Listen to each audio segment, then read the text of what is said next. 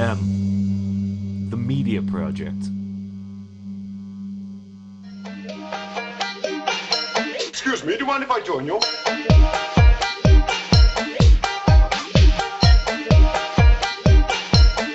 Are you sure you don't mind?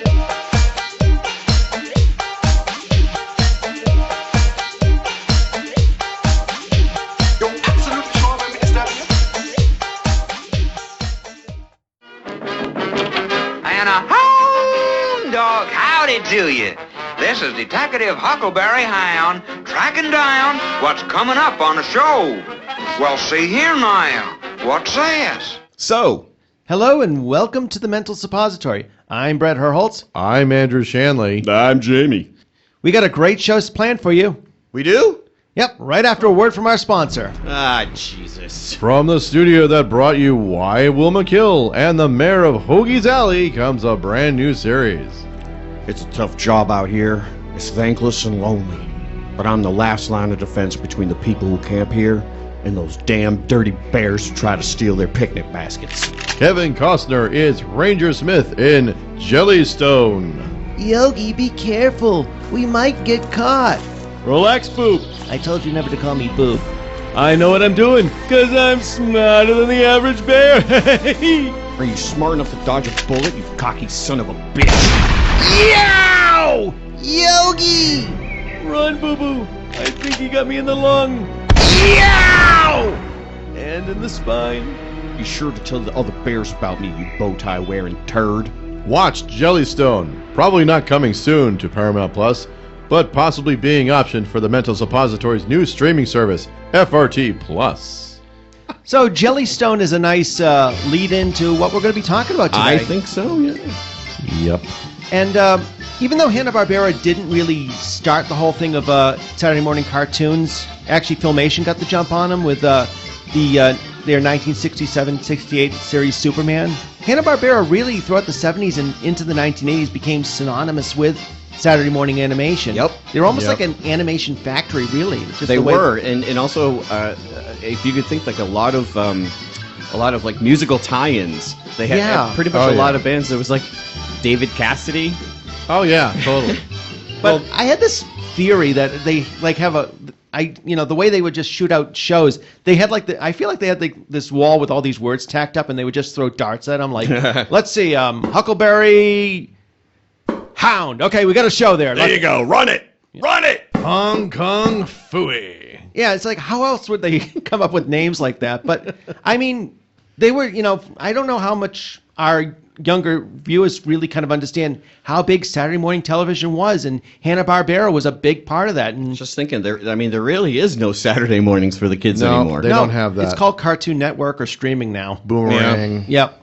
But we were pretty much. It was an event. It was. I mean, every Friday night when you were a kid, sometimes you couldn't even get to sleep because you were so excited about the next morning. Wake up at 6 a.m. and you'd start watching cartoons until 11 or noon. The other thing I'm not sure our younger viewers might know is Hanna-Barbera started off directing the Tom and Jerry shorts in the 1940s. Yep. And I mean, in a lot of their humor, they kind of stole a little bit from rival Tex Avery, who was also Tex working Avery, yep. at MGM at the time. I couldn't think of the name. Because I mean, the early Tom and Jerry's were really kind of grounded, and then when Tex Avery started doing these really crazy off the wall shorts, they, Hanna-Barbera started kind of taking a few cues from them, and it actually became kind of a rivalry where they could see who could outdo the other. And I feel like Tex Avery deserves his own show, but I mean, that was the thing. They basically mostly just did Tom and Jerry shorts throughout the 1940s, and then maybe into the 1950s they kind of took over the droopy cartoons for Tex Avery when he left. and after they left MGM, that's when they started doing their own cartoons with Hanna-Barbera Productions. I think that, and this is something obviously because there was a great transition in the 1960s from the studio system to more independent films. Right. And that obviously had a big play on media at the time. So when you had a lot more independent filmmakers before the 1960s, the studio system was basically intermingled with everything. So they had like animation divisions, they had a script writing division, Right. and all these different divisions. So everything was done in house with the studio system. And then when the '60s kind of came around, and you had a lot of independent filmmakers have a lot more power to do what they were doing. You had Roman Polanski with Rosemary's Baby. We don't say that name. We were not going to say No, that. I'm just kidding. Okay.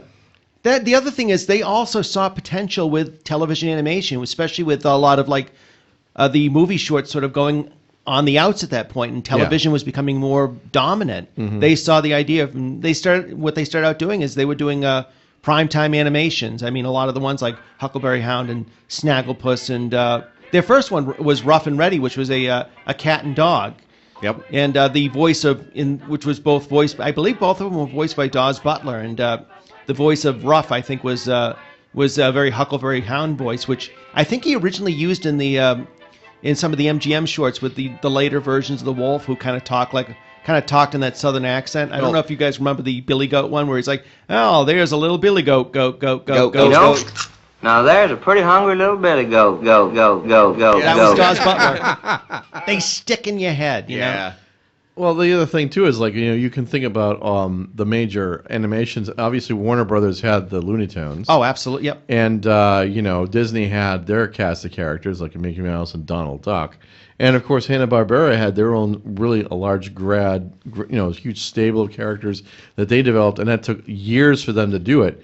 They kind of follow the same model as those two groups. Right. did. Absolutely. Well, for them to be able to compete with those bigger studios, they had no choice but to have more, to be able to put more stuff out. Yes. That was the only way that they could compete with, say, Disney, who would bring in, a couple million viewers for one movie, where they had to fight for something like that. They did. They also really saw, did. like I said, the potential of television, and you saw that with some of the shows they would create, like the Flintstones, which was based on the Honeymooners, or Top Cat, which was based on Bilko. First primetime cartoon. Yep. Flintstones. And Top Cat, which was based on Sergeant Bilko. I mean, Top Cat's voice was basically supposed to be Sergeant Bilko. And, Sergeant Bilko. Yeah. Yes. Why is somebody knocking constantly?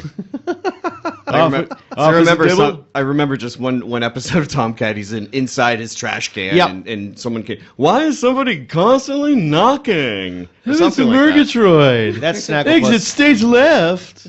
But actually, even with the Flintstones, apparently Jackie Gleason had threatened to, or was thinking about suing Hanna-Barbera, and the guy, and one of it, I don't know if it was like a lawyer or somebody he knew, says, yeah, you do have a case, but do you really want to be known as the guy who took Fred Flintstone off the air for millions of kids? And he changed his mind.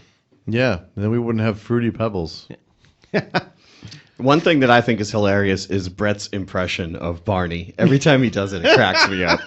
Because he always makes Barney say something foul. What the fuck you talking about, Jamie? See? Barney, quit your fucking swearing. Hey, I can swear all I want, you dumb bastard. I'm gonna stick it to Betty. You do that and I'll break your fucking face. See what I mean? But actually, man. not only that, they had some great voice actors on that. I mean, two of the ones at the top, I think the two that were at the top of the list was Dawes Butler and Don Mezek, because they did so many voices for Hanna-Barbera. I mean, Dawes Butler alone, you had Yogi Bear, you had Huckleberry Hound, Snagglepuss. Snagglepuss, yeah. I mean, Don Mezek did like Boo Boo Bear, Ranger Smith, a lot of, actually, Astro, which was like kind of a proto Scooby-Doo sort of voice, because he talked in like the right Rorge, ruh-roh Rorge. And then, Scooby-Doo, Yeah. which then opened up a lot of other things for them to have, like guest stars, so they could bring in famous people or famous basketball teams. But also Or other famous shows, like Also- Addams Family. Speaking absolutely. which of, they had some great character designers on it, like Ed Benedict, who did a lot of the character designs for the Flintstones, Alex Toth, who did these great designs for their own superhero stable of characters like Space Ghost and Birdman and Yeah, that the was- Herculoids. That was it. That was some really interesting things, because Yeah. that was Hanna-Barbera World of Super Adventure. Yes. Yeah, and they did Batman. Didn't Adam West did one of the later one of the on. Super Friends or something like that? One of the later episodes of Super Friends, but actually at that point, Filmation had beaten Hanna-Barbera out for the DC stable. Oh. And so Hanna-Barbera figured, well, we'll just create our own stable of both superhero and action characters, and that's how like I said, Space Ghost, Birdman, the Herculoids, and those. I love the Herculoids. That was Well, a there's weird also, animation. Like, I know. they did some live ones too. They did the banana splits. Yep. Oh yeah. Yeah. Was it like a scene of it, Danger Island? No, the Adventures of Huckleberry Finn, the Adventures of Gulliver. But no, there was a live action part of Banana Splits. I thought it was called like Danger Island or something like that. Yeah, Danger Island. So it was like a mix of live action and Yeah. animation. It was, yeah, I do remember the Gulliver's. Like a pop culture steel trap. Thy name is Bret. I just watched a lot of, by the time we were watching it, they were mostly on like weekday afternoons and stuff like that. But I mean, these were all either primetime animations, and a lot of the primetime animations they did were the ones they ended up putting on Saturday mornings and repeats until, studios began to find the potential of, we could do first run cartoon animations for the Saturday morning time slots instead of just like doing repeats of the Flintstones or Johnny Quest. Or Jetsons Or yeah. Did they do Thunder the Barbarian? No, that was actually Ruby Spears. Oh, okay. Oh. Who actually worked for Hanna Barbera. They were the ones who created Scooby Doo. That's kind of like that's a little bit like it's almost like the same people worked with the same people. Exactly. I mean, it's very hard to get. They've done so much stuff. Exactly. I mean, and it's like, especially like by the late 60s, early 70s, I mean, you started having a lot of these really bizarre ideas. Like they wanted to do like wacky races, which introduced Dick Dastardly and Muttley, and Penelope Pitstop, which also had Paul Lynde as the villain in The Perils of Penelope Pitstop. I'll get you, Penelope Pitstop, you little bitch. Well, I mean, one of the most. I know, you could never imagine him be, oh dear. What was the worst? I just want to chase that ass. Oh. What was the worst character you can think of in any of the Hanna-Barbera Oh shows? gosh, there were a few. I mean, there were a few like you just like that you really kind of threw that against the wall and it kind of fell flat. But the weirdest ideas is when they started doing like shows based on sitcoms. Like they started doing like a Happy Days series with like the Happy Days gang and Fonz are traveling through time. Oh, that's right. Yeah. They also did like Josie and the Pussycats. That was based on Archie comics though, which is actually an even more interesting story since Filmation had done the Archie comics animations, and for some reason Hanna-Barbera got the rights to do Josie and the Pussycats. So it's like two rival companies working with the same comic characters. Right. And then Josie and the Pussycats in space. Yeah, I was going to bring that up.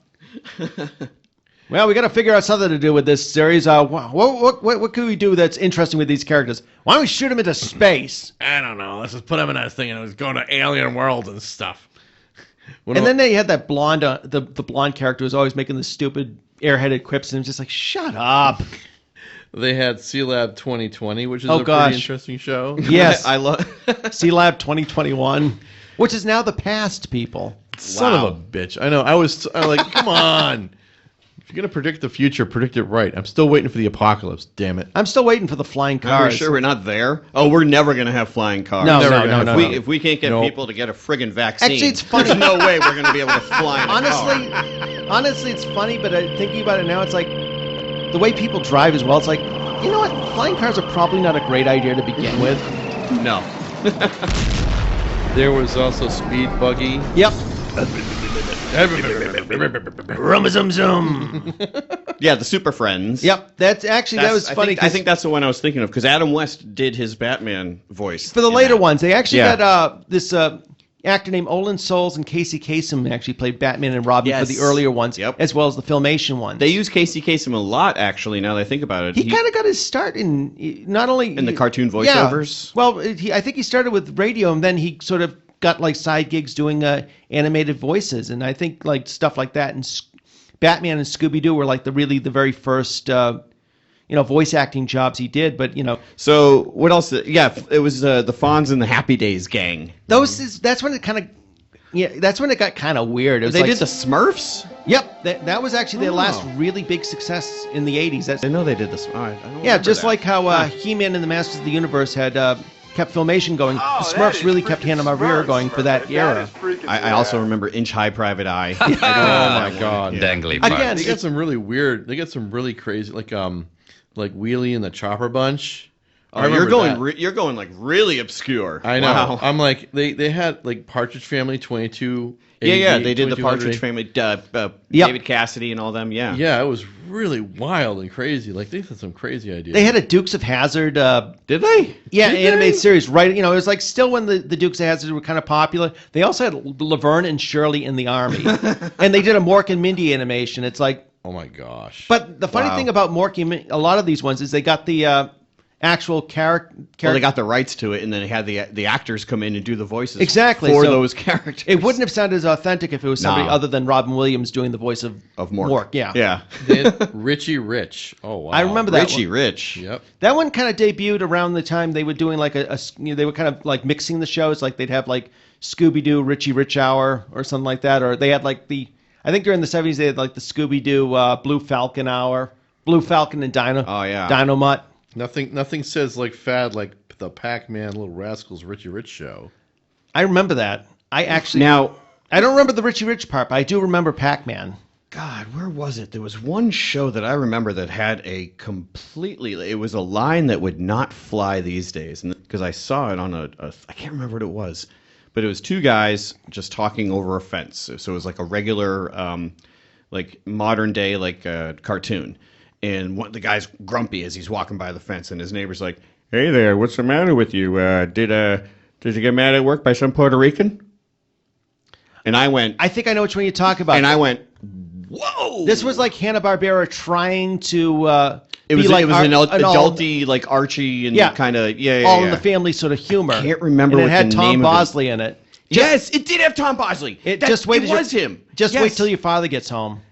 Is that what it was called? Yeah. I think that's what it is. I was So like, they were just trying. They were trying to like play up to the the edgy. it was like a line that would not pass these days. Wow. I heard that and I paused it. 'cause I Hey, was- Tom Bosley, awful lot of black people around here. And it's like, oh God. It was Wow. Yeah. That it was an actual line, but I imagine that's what they would think. It was along edgy. the lines of that. It was trying to be an edgy cartoon. Yeah. I think it only lasted just a couple of episodes. Gee, but, I wonder why. it was quite racist. Wow. Yeah, Well, just a mic. well, so was All in the Family, really. Yeah, it was, but for some reason it seemed like Archie always got his thing in the end. He got his comeuppance. Yeah, so it was always like a reward that Archie was an asshole, but then Sammy Davis Jr. came up and gave him a kiss, and that's how the episode ends, and I everyone's love Sammy laughing, Davis and Jr.. then Archie's like, "We're okay, fine," So Going back to like some of the other cartoons that they did, like one of the things that's actually a surprise is that they didn't just do the Smurfs; they also did the Snorks. I remember. The Storks was awful, But but I that was mean- around the time I was probably old enough where I wouldn't really get into sort of stuff like that. well, that was again part of the Saturday morning domination that Yeah. the cartoon factories.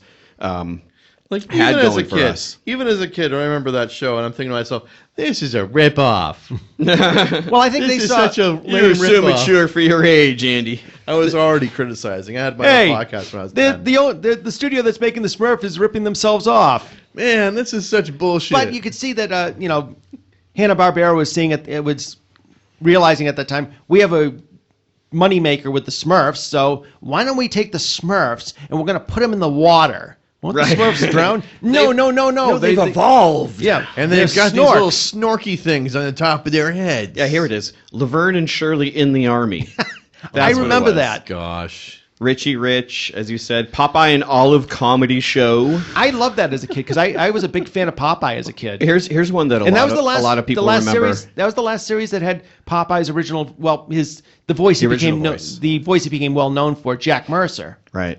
Do you remember Foofer? Vaguely, I remember the name. I don't remember the cartoon. Oh, The Misadventures of Ed Grimley? Yep. Oh my I god. forgot. I didn't the know they did completely that. mental misadventures of Ed Grimley, I must say. Oh, that's right. I must say. Yes. I must say. Hanna Barbera, they really capitalized on a lot of the pop culture things at the time. Rick Moranis in Gravedale High. Oh my god. I don't remember that I don't one. remember. No, that one I don't. That's remember. in the 90s. That's why. If we're looking at the list of the 90s, Sky too. Commanders. I think that sounds like probably like a tie-in to a toy they probably did. Check it out. They tried being cool.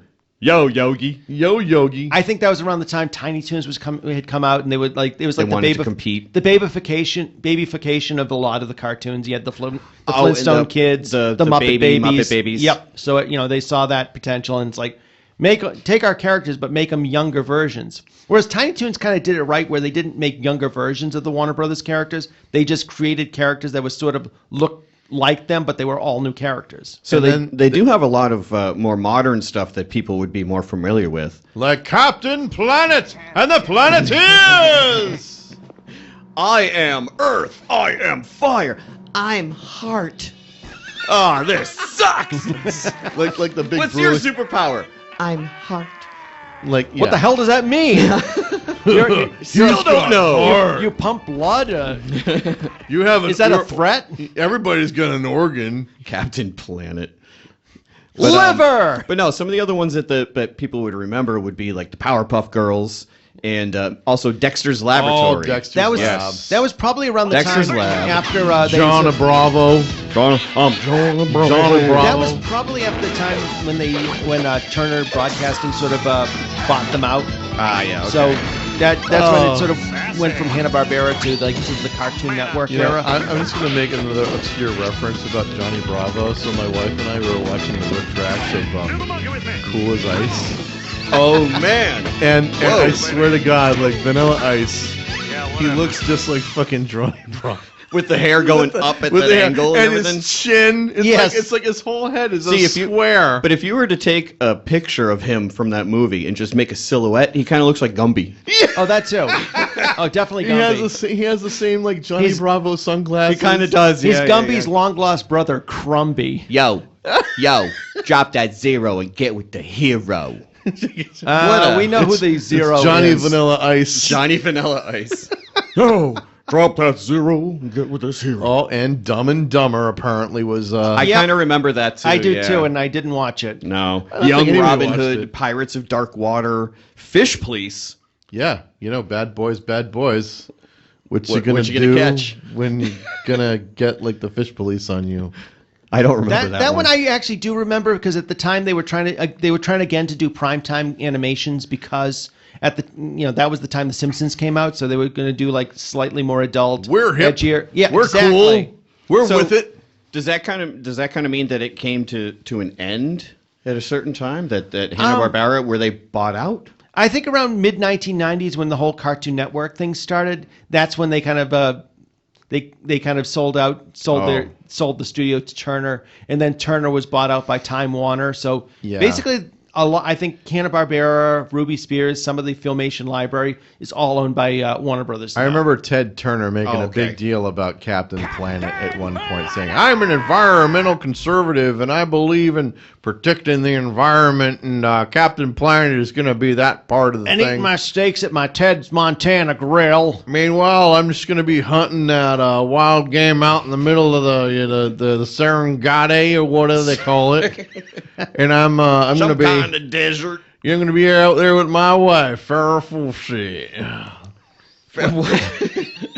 Well, let's Jane go Fonda. back to the to some of the stuff that not. I really, think I'd like to actually talk about like some of the stuff that came out in like the 1970s. I was going to say the the seventh because I'm looking That was like through their this, and I'm wildest like, time. I'm like, You know the what- you know what- 70s was probably the craziest time You of understand Hanna-Barbera. why it was the craziest time. Well, here. I got a great idea for you. Let's do a show about Kong, but we'll go back in time 70,000 years. The one I remember is they took like the entire Hanna-Barbera cast of characters, Yogi Bear and everybody, and put them in a giant flying ark, and they would just go around the world trying to solve environmental problems. Well, what's this though? Arc 2. What's the new Shmoo? Oh, that was based on a character created by Al Cap. This, because kids nowadays really know who Al Cap What's a is. Shmoo? They're The kind new of like. Shmoo?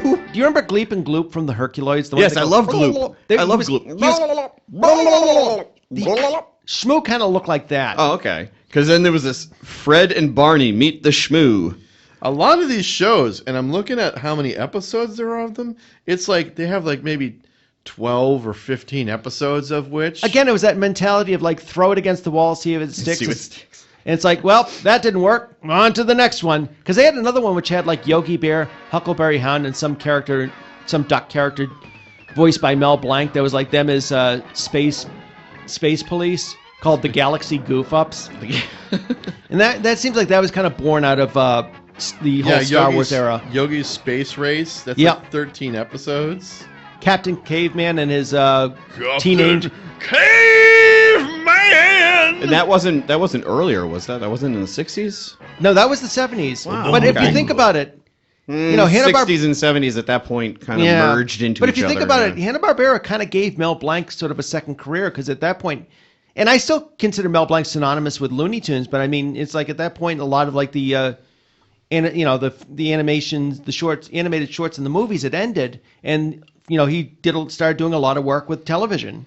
And a lot of work with Hanna-Barbera. I mean, he's doing stuff like the Flintstones. I mean, some of these like names, some of these cartoons would never fly today, like the Amazing Chan and the Chan. Oh Plan. God, Yeah. I remember that one. It was awful. It's like it's like white people's idea of like we're gonna try to be multicultural and all that, and it just comes off being A 1970s horribly version of it, which is racist. pretty racist. Yeah, it is. I mean, like if you look back on like I mean, like Charlie Chan movies back in the 30s. You mean a white guy playing an Asian? Yeah. Mickey Rourke, Mickey Oh, Rooney, God. Mickey Rooney. Yeah. Oh, It'd be even worse if it was Mickey Why are you Rourke. being so loud? oh my God! But I mean, like you look at some of these things, like the old man, they would never fly today. No way.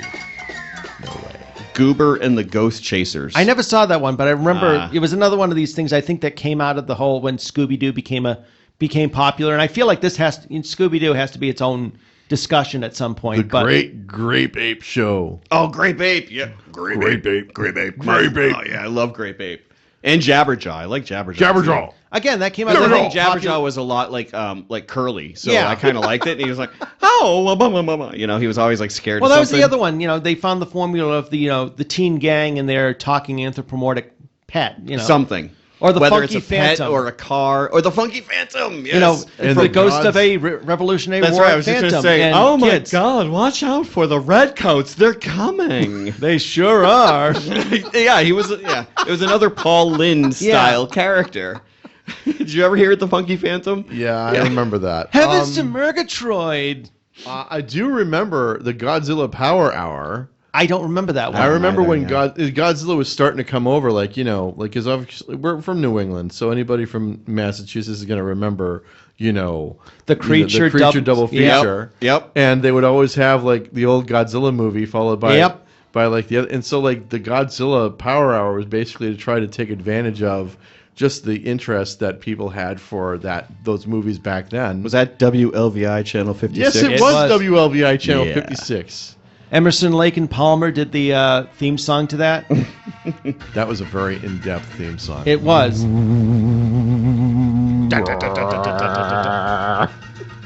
I think it was. I thought it was great. Was another good one was right the, up there with the Doctor Who theme. Yep. the Scooby's All-Star Laugh Olympics. I remember that too. I don't really remember laughing a lot. But No, then I again, it's funny. I don't remember laughing at a I lot of think- Hanna-Barbera cartoons, but as a kid, But you were you'd sit- entertained. Yeah, you sat They there and you did looked that. like a zombie. I Yeah. think that was because they had the Battle of the Network Stars. Yes. They would do the thing where the Battle of the Network Stars, all three major networks would have like these people on That's from right. various shows. And so that was pretty much Hanna-Barbera's, hey, let's combine all of our characters And then when the together. Battle of the Network Stars got boring, they brought it to the Circus of the Stars. Yes. So then your favorite stars were doing trapeze acts and firing out of a cannon. Hey, Mr. Carter, Mr. Carter. Watch. about to be blown out of a cannon? Watch Linda Carter being absolutely gorgeous. Yes. And here comes Linda Carter for just being Linda Carter. Yeah. Actually, bringing it up, the most interesting show that it's interesting in discussion is the Mumbly cartoon show, because the character of Mumbly was actually very close to the character of Muttley. If you look at the oh, Muttley, you son of a bitch. But which kind of brought up the debate, because it was one of these things when the cartoon came out, it was supposed to be like a parody of Columbo. Mumbly was supposed to be like a detective. Yes, so, excuse, I one more question. Excuse me, Just one more thing. just one more thing, and then I'm gonna go lick my ass in the back. All right, I really got a case of diarrhea, but I got one more question. I gotta go buy that. Excuse me, I gotta go buy that fire tree. I gotta go buy that fire hydrant over there. Excuse me, sir. Yeah, excuse me. But it kind of caused a bit of confusion because they ended up making Mumbly sort of a villain as part of the really rottens in Laugh Olympics. Yes. Because I think they only did that because they couldn't get the rights to Dick Dastardly and Muttley at that time. Because I think it was like caught up in some weird rights thing where the Wacky Races was created with Hanna Barbera with another company. Oh, okay. So No, but they don't want to Someone play with wasn't their getting toys. paid. Somebody Okay. wasn't getting paid. Yep. I gotcha. All right. because actually, I've been kind of going down the Boomerang rabbit hole recently, watching some of the old Hanna Barbera Yes. cartoons. We've all been down the rabbit hole. And there was I started watching the Wacky Races, and at the end of it, they actually have Hanna-Barbera, produced with, and it was some other company I can't think of right now, but it's like, oh, okay, so a lot of it probably helped them to put the series, put the series out at a little extra cash to sort of fund them. Now, another thing that would make us all remember quite a bit about the Saturday morning cartoon shows that we love is that they actually had very specific sound effects to the Hanna-Barbera library. Yes. There was And no other specific sound music. effects that could ever be used in another cartoon because it was specifically for Hanna-Barbera. It just immediately Yep. brings it to your mind. Exactly. Ooh! Oh, ow, that hurt. Ow, my Barney! my ass! Oh, sorry. Bloop. Didn't mean to drop that out. Pardon my sphincter's low shutter speed. Let me go work on the car. I gotta work on the car. Oh, ow. You all right? Yeah, okay. All right, okay. The engine block just fell on your ass, Fred. Wah, wah. Yeah, watch me do this. Wind up and the pitch. A little to the left. To the left. Son of a bitch. Yeah, it looks like you're better at fumbling balls, Fred, you fat fuck. Yeah, this. And here comes the Camaro man. the Camaro man. Watch out. Wait, crash, yeah. There it is. Ouch. You okay? Nah, I'm all right. Seriously, it brings. You can't hear these sounds without thinking Hanna-Barbera. It'll buff out. It'll buff out. Or, specifically things like this. Oh, shit. Oh, it missed me. You sank my battleship. Come on, Barney boy, let's get going. I love how it has a running sound, but it's his feet. Yeah, I know. Well, that's exactly You how didn't my think- car starts you up, didn't especially even when it's think really about cold. that as a kid. and how did they create some of these sound effects? Which is the great part, because this one, I love this. Hello, dum dum. Exactly. How do you make that sound? Oh, the voice of Harvey Korman. Really? Yep, that was Harvey Korman as the Great Kazoo. Well, no, I meant the sound. No, but that's a good question. Oh. Let me sneak around the corner. Oh, wait. I got to find one. Bret, this one in particular. Bingo. Boing. Bam, I need another string. Need another string for my guitar. Guitar. See, that sound effect right there brought back an entire episode of... I know. It's great. Wait a minute. Let's see. Oh, here we go. Oh, ouch. That was my bitch. That was not my toe. Now, or sounds like this always cracked me up. Yes. It just sounds like a jungling mess of wonder- coconuts just flying everywhere. Yeah, I mean, a lot of this is all percussion sound. Yeah, actually. exactly. It's True, like yeah. cymbals and Drums. or a drum being highly pitched or something like that, the bongo feet. Uh-oh, the wife's home. Better get out of here. Oh, we're fucked, Fred. Quick to the man cave. It's just a cave. No, man cave. Uh-oh, the wife found me.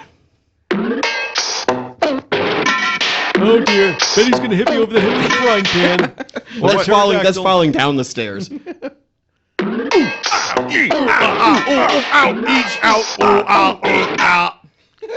Ooh, after what he did, he's gonna have a mega sore ass. Megas. Or this, definitely. Yeah. Yep. Yeah. Here comes Cameraman. I'm just kidding. Charge it. Charge.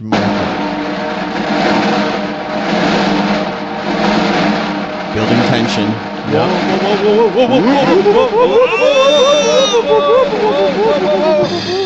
Oh, I dropped it. Yeah,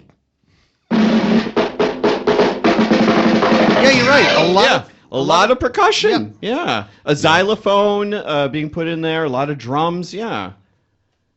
Slide whistles. Oh, son of a bitch. What else? What have we not done? This is some Jetsons. Ah, here we go. Yes, the jet. Oh God, yeah, Jetsons. Yep. Dad, it's a space Jehovah's Witness at the door. Fuck them. Tell them to get the fuck out of here. My dad just told you to get the fuck out of here. Amazon's here with your dildos. Jane! Amazon with your dildos. Ruh-roh, Rorge. I'll get it. I'm sensing a theme here. No, nice. Well, how did Rosie talk? Mr. J. Oh, Mr. J. Which actually sounds like saying like Mr. J from Batman the Animated Series. Oh my God, yeah, kind of like Harley Quinn. You gotta love that too. That's probably just him going.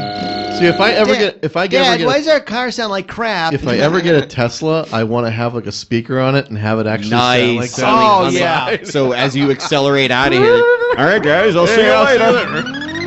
Just drive down the See, highway that's like this. remember the AMC Pacer? That's always how I imagined him sounding. The AMC Pacers. I always imagined the Pacer sounding like that as it drove by. Because it looked like a George Jetson Here we go. It's car. just running. So we'll be like, hey, you mind if I put on some music as we travel down the highway? So you want that sound as you drive by. No, you can't hear it in the car, but everyone out here outside hears it. Exactly. And you stop at a stoplight, it slows down. Yeah, a lot of like bongos You know, and I know Hanna-Barbera's timpanis. I know Hanna-Barbera's got a lot of criticism over the years for quality, but I mean they're remembered and people still enjoy them. Oh no! What did I eat last night? Yeah, you shit your tunic, didn't you, Fred? I gotta lay off that gluten. I gotta lay off them Bronto burgers. Running gallop.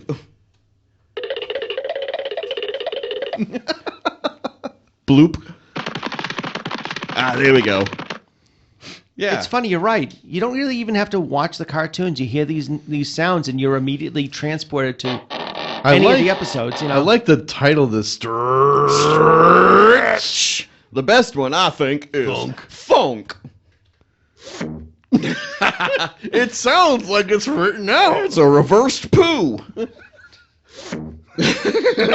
oh, there's a plunger stuck to me. No, the one I always loved in the Flintstone was when someone was trying to be sneaky and going around the corner. I think we're gonna get caught, Fred. I don't think we're gonna get caught peeping.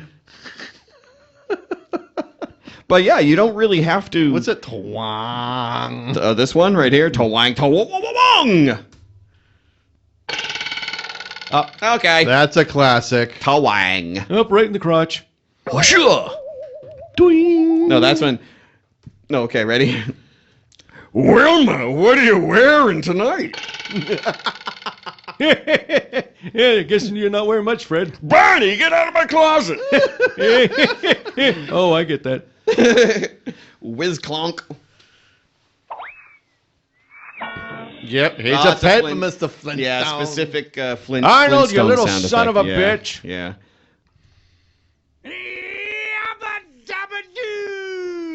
That sounds like later Fred Flintstone. That's after he. Wilma. Yeah. That's Yabba dabba doo. that's between his cigarette ads. Zoop. Because there actually is cigarette ads. Yes, that's right. They used to do cigarette advertising. That's right. Well, that was back in the day. It wasn't seen as, that was a way of life. Things like lung cancer and emphysema. Cigarettes give you vitamins and minerals. I was gonna say, didn't they say, yeah. They're just as good as your Pebble cereal. Yeah. It was Winston cigarettes. Because the Flintstones was a primetime cartoon. It wasn't Saturday morning. So, you could have these characters advertising beer or cigarettes. Enjoy a cigarette a day. Or do it like Hong Kong Phooey. Yeah, enjoy that cigarette.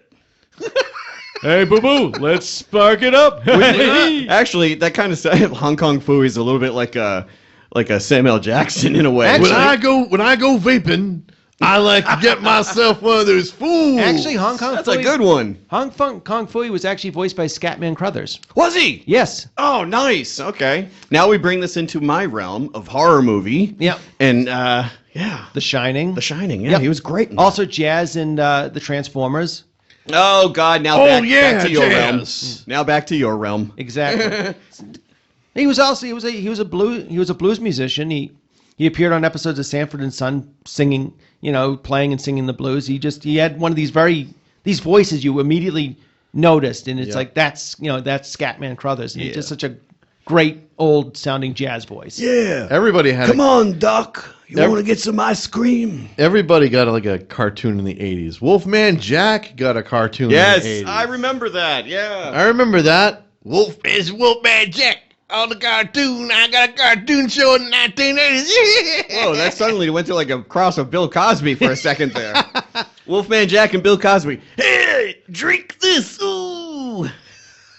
Bill, I'll come back in 20 minutes. Ow! Wow, but yeah. That sounds like Well, if anything will get us listeners, maybe that will get us something. Hate mail. Send it to me. Ow! We love the hate mail. Bring it on.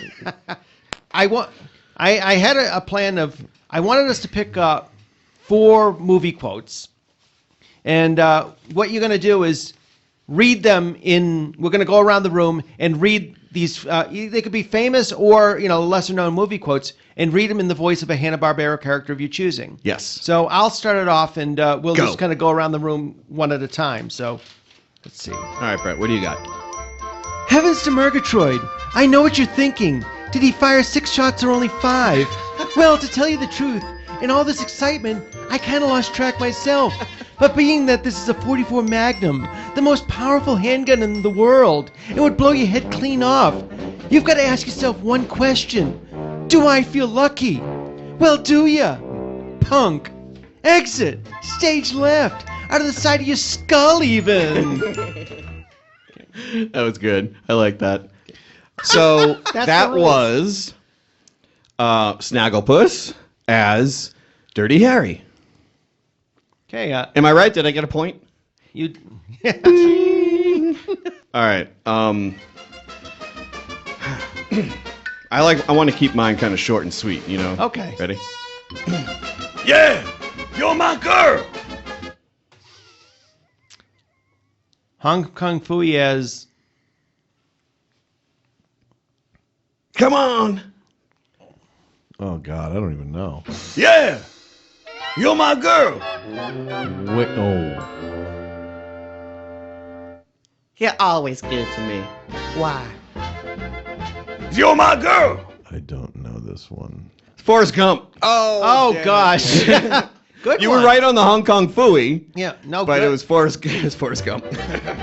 Yeah, frankly, my dear, I don't give a damn. Fred Flintstone as Gone in the Wind. Yep. All right, I'll go next.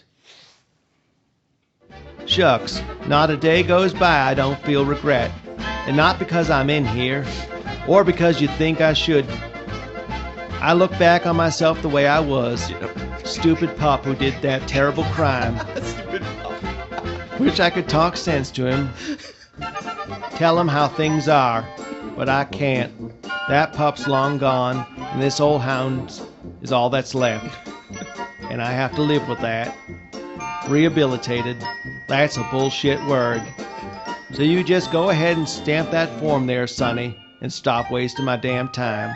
The truth is, I don't give a shit. I like that. The moment you started reading the first line, I was like, Shawshank! Awesome! That was so good. Huckleberry Hound? Yes. Huckleberry Hound. Yeah. Okay. You got one, Andy? I got one. All right, let's try to figure yours I out. don't understand. I could have had class. I could have been a contender. I could have been somebody instead of a bum, which is what I am. Streetcar Named Desire? Oh no, it's the one. It's the Brando movie where he's a boxer. I forget the name of the movie though. That's a good quote. Yeah, it is a great quote. Shoot. I'm trying to think of the voice that you did it in. Try it again. All right. Well, all right. I'll did it once, so let's try to do it again. You don't understand. I could have had class. I could have been a contender. I could have been somebody instead of a bum, which is what I am. Is it Scooby-Doo? No, I could have been somebody. What's the movie? I can't remember. On the waterfront. On the water. Ah, okay, shoot. okay. Yes! Point to me. No one got Good job. Okay. All right. It's going to be kind of a tough one for you guys. See if you can figure out the line, what movie, and the character.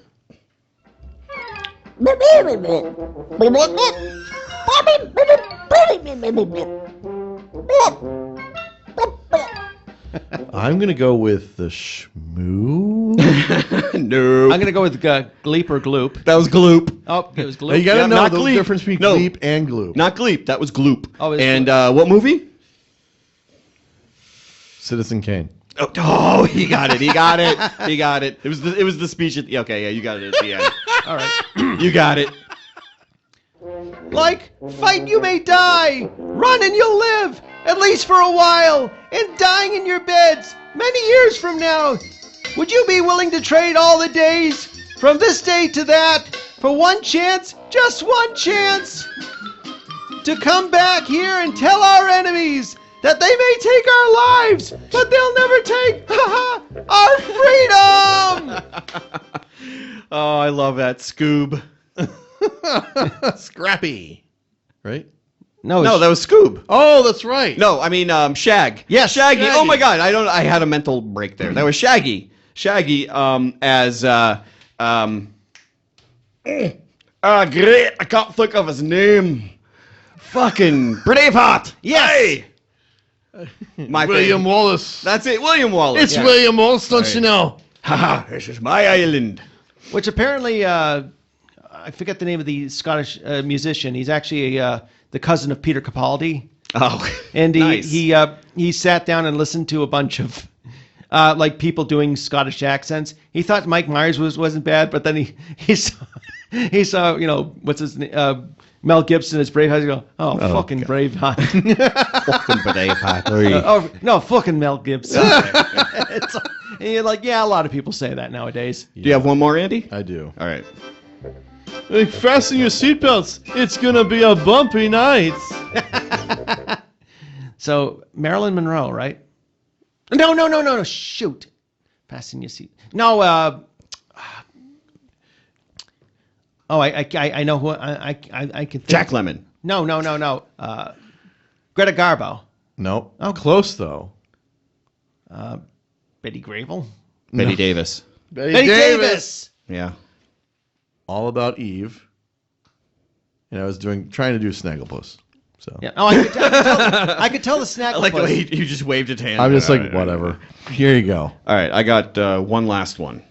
One last one for me, I think.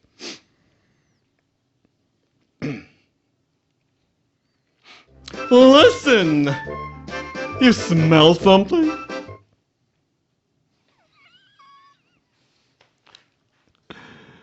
I don't know. I know that's Snagglepuss. That was Snagglepuss. Listen, you smell something? Ghostbusters. There you go. Where do those stairs go? Okay, I got one. They go more. up. Where they go up. I got one more. I don't know who you are, I don't know what you want. If you're looking for ransom, I can tell you I don't have money. But what I do have is a very particular set of skills. Skills I have acquired from a very long career. Skills that make me a nightmare to people like you. If you let my son go now, that'll be the end of it. I will not look for you. I will not pursue you. But if you don't, I will look for you. I will find you. And I'll fucking kill you. Good one. I like that.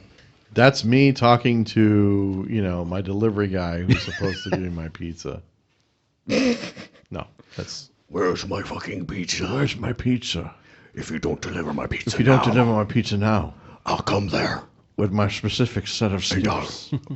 If you don't bring my pizza now, I'll come there. And I'll make it myself. I'm sure he would too. It sounds threatening, but, it's not. Yeah. Anyway. But I think saying the whole thing, I mean, I don't know if I really don't know if kids nowadays really could fully appreciate or understand, the whole genre of Saturday morning how important Hanna-Barbera cartoons were to us as a kid. I don't think they can, no, because we used to, it was such an event that if you recall, sometimes before the Saturday morning premieres, there would be a Friday night episode of the commercials of the new shows that were starting for Saturday morning. Dominated by Hanna-Barbera. Yeah. Right. Well, there was the afternoon cartoons after you were in school. Yep. And then there was the Saturday morning cartoons that were like the weekly cartoons. Like you had like G.I. Joe, Transformers, or something like that. That was definitely later on. That was like the weekly cartoon. They had to have like a whole shit ton of episodes. Oh yeah. Because they had to cover Monday through Friday. Whereas Saturday morning, you only had that one time slot. You had that one time half-hour slot, and all you had to do was like do 13 episodes. Yep. And that was usually where you had your premiere cartoons, like Ghostbusters, the real Ghostbusters. That was when the real Ghostbusters was on. It was a Saturday morning cartoon. Then you had like the Filmation version of Ghostbusters, which was the Monday through Friday show. Right. And so that's the reason why there's more episodes. Well, that's the reason why you say 13 episodes, but it's like considering 13 episodes per, like Hanna-Barbera was doing like what seemed like 80 million different cartoons at the same time. Yeah. All but like between 12 those numbers add up quick. They do. Yeah. They do. And then they have like guest appearances and they throw all this stuff together because like we need to throw this character into an episode. Okay, let's get Huckleberry Hound and Snagglepuss and a few other Again, like Bret was saying, you just grab a whole bunch of darts. And some of those early Hanna-Barbera cartoons, if you look at them, the voice actors list was really kind of small. And it was a lot of the same actors, that was, you were doing the same cartoons. Like you had Dawes Butler, Don Mezek, Janet Waldo, John Stevenson were a few of the voices I remember as, and you could hear those characters. And then you'd have guys like, George O'Hanlon who came in to do George Jetson or Paul Lynde doing a voice or, people who were... And Paul Lynde came in quite a bit. Yep. There's many characters. People who were movie and television. Alan Reed was another one who I think was a movie and television actor who sort of found a kind of a second career with Fred Flintstone. And even if you ever watched the early pilot for the Flintstones, it was Dawes Butler doing both Fred Flintstone and Barney Rubble, but he was doing Fred Flintstone as kind of a Ralph Cramden, whereas I think when what's his name, Alan Reed came on, they sort of more modeled not only his voice, but his character. The Fred Flintstone character kind of looked more like Alan Reed if you look at pictures of him. There's also a really different feel from those early Flintstone episodes to the later ones. Yeah. Because I remember like we were like in the effort of the pandemic streaming wars and everything else like that. My wife and I we saw like Flintstones on Tubi. We're like, hey, let's put on this episode of the Flintstones. And it was boring as anything else like that to the kids. Oh, yeah. Kids didn't get the humor at all, but we were like, this is kind of... That's a living. Witnesses! But the other thing, too, is like later on, they would do like... Didn't they do a Christmas special? And what you're thinking about, who are they celebrating? It's like BC. Yeah. Before... But no, I'm talking like later on. They had they had an ensemble. Everybody went to a ski lodge or something like that. Yeah. It was like this big, huge, like primetime special that they had. where they were all like celebrating together at a ski lodge for Christmas. Or kind of the things where they would cross-platform their, like they would Yeah. have the Jetsons meet the Flintstones. That was much later, though. Yes. Yeah, yeah. but being able to have that pool of characters that you could just from the 60s, 70s, know. 80s, you could just there's so many names and I characters love to looking pull at the from. pictures from the original like Flintstones voice recording sessions because they have the actors up, Alan Reed, Mel Blanc, and Gene Vanderpyle, and the other actors up at the mic all together, sort of doing the voices of the characters, and they just look like they were having so much fun. The Gleep and Gloop and Schmoo Hour. Yeah. How can you not have fun if you're just standing there With for Jabberjaw. an hour with somebody going? That was Mel Blanc, actually. If you think about it, That sounds great. Him and Frank Welker, similar in that Oh, sense. where Frank Welker. Well, Oh my he got God. his start on Scooby Doo. His first voice was doing basically a version of his own voice, and he was, and so and then you think of all the stuff he's done now, and he's another one who he does animal voices. Frank Welker is not a voice. He is a sound machine. Well, I know He's a god. I mean, if you Talking- could think of any movie that was from the 80s or 90s, Yes. and they had an animal, whether it be a monkey or a lion, those are not the real sounds that a monkey or a lion make. Because it's Frank Welker doing all the sounds that we know of. I think his voice acting is good and all, but it's like his animal noises and the stuff he could do with his voice. Like he could do a cat and dog fight. Yeah. And it just sounds so freaking amazing. I saw that video of him talking about how he does the different sounds, and he's like, "Oh, sometimes I can go into my nasal area and pull off a sound like this," and like to have that kind of control over your. Well, him talking about doing the voice of Megatron, where he says he has this cave of wind, he wanted it to sound like Megatron was in pain, and he's like, yes, Prime, and it's like he's so in that voice. Yeah. And he's just done so much, but that was his start was on Scooby Doo and as Franklin Welker. Ugh. But well, that's luckily he shortened it to it. But on behalf of Andrew and Jamie, thank you for listening to the Mental Suppository. Until next week, this is Bret Hurls saying. Rise and shine, rise and shine. When you're happy, you're doing fine. When you're up, you can't be down. You'll never make a million if you're wearing a frown. Rise and shine, pal of mine. Dreams are blooming on the wishing vine. Just detach your dream and hatch. It doesn't hurt to count your chicks before they can hatch.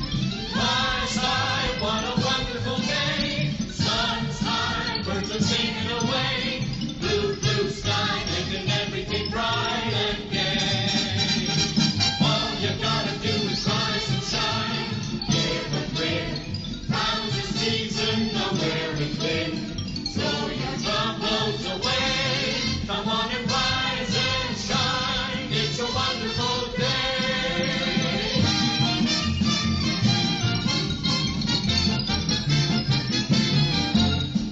What a wonderful day. Sun's high, birds are singing away. Blue, blue sky, making everything bright and gay. All you gotta do is rise and shine. Wear a grin. Now's the season for wearing thin. Throw your troubles away. Come on and rise and shine. It's a wonderful day.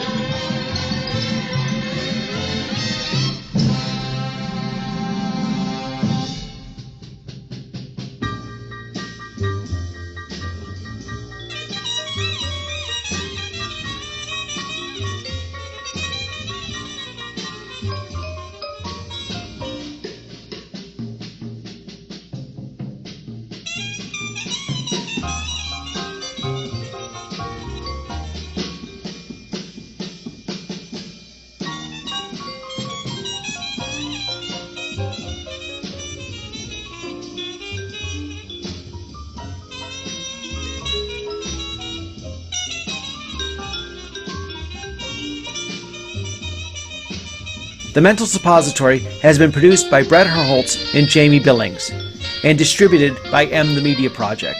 Theme music generously donated by Mr. B the Gentleman Rhymer. Visit his webpage at gentlemanrhymer.com. We would love to hear from our fans. Email us at mentalsuppository@gmail.com.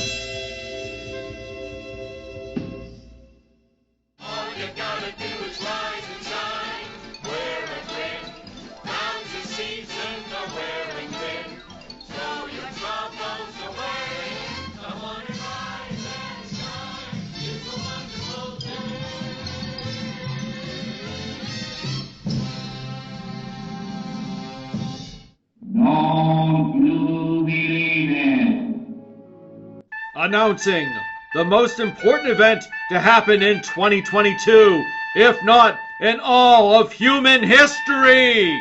Wrong. Okay, maybe not that important, but important for the Mental Suppository podcast. I don't know the answer to that, but maybe you can answer this. Knock, knock. Who's there? Available New Year's Day. And now a word from our sponsor. Whatever, I'm out of here. A collection of all the commercials featured on the Mental Suppository podcast.